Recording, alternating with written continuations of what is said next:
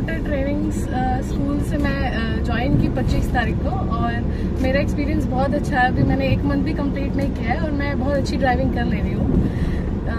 यहाँ के ट्रेनर्स बहुत अच्छे हैं, बहुत फ्रेंडली हैं और बहुत अच्छे से सिखाते भी हैं।